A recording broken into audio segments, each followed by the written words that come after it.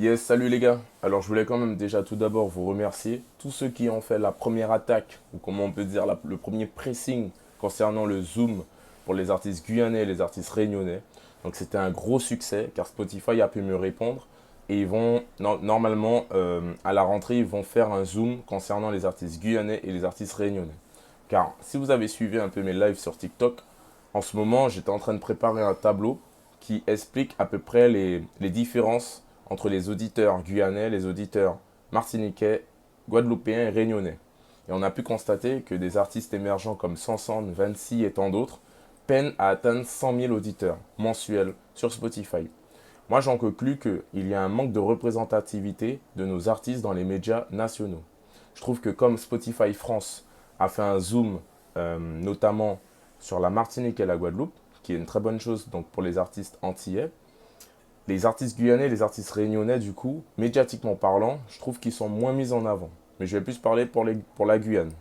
Je pense qu'il y a aussi ce manque de médiatisation au sein des médias nationaux, à ce que les gens puissent connaître le catalogue des artistes guyanais. Donc moi, je suis guyanais, je m'appelle Andy, et je suis là aussi pour remettre la Guyane aussi au cœur des discussions. Donc c'est vrai qu'il y a pas mal de médias que je vois, ils nous mettent dans, on va dire, dans le pot commun des artistes antillais, mais je trouve que c'est une mauvaise chose parce que les artistes guyanais ont leur propre esthétique et leur propre sonorité.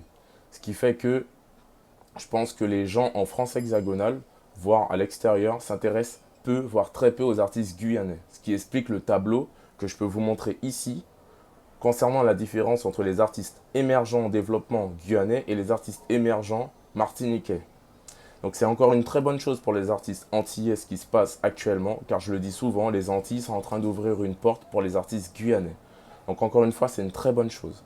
Notamment, il y a la playlist Dancehall Station qui a augmenté ses titres de 40 à 50 titres. C'est une très bonne chose, même s'il reste encore du travail à faire. Car actuellement, il n'y a que 3 artistes guyanais qui sont sur cette playlist.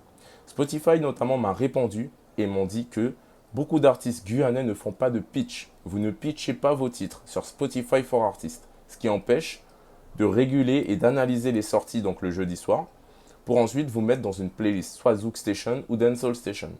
Et aussi, je pense il y aura aussi une nouvelle playlist à créer, notamment au sein de Spotify, comme Hip Hop Station ou Rap Station, car il y a beaucoup d'artistes qui font de la trap, de la drill, aux Antilles-Guyane, voire à La Réunion. Donc je pense qu'il y a encore du travail à faire, mais nous sommes vraiment sur la bonne voie. Je tiens encore beaucoup à remercier tous ceux qui ont fait le pressing sur le post qui date de novembre 2024 pour qu'on puisse avoir un zoom sur les artistes guyanais et les artistes réunionnais. Je pense que la médiatisation compte beaucoup pour qu'on puisse s'intéresser à ce catalogue des artistes guyanais et des artistes réunionnais. Donc moi je suis Andy et je suis guyanais, donc je suis là pour mettre la Guyane aussi sur la carte et qu'on puisse échanger, qu'on puisse en parler, donner son avis dans de la bienveillance afin que les choses bougent. Donc ils m'ont bien dit que faut pitcher votre titre sur la plateforme, sur le site qui est Spotify for Artists. Et en plus, ils ont augmenté ils sont passés de 40 à 50 titres dans la playlist Dancehall Station, qui vont permettre de mettre beaucoup plus d'artistes dans cette playlist. Donc voilà, je tiens encore à vous remercier. Et je pense qu'on va attendre la rentrée pour voir si on ne fait pas un deuxième coup de pressing pour qu'on puisse enfin avoir notre zoom concernant les artistes guyanais et aussi les artistes réunionnais. Donc on se tient au courant l'équipe et merci encore à vous tous.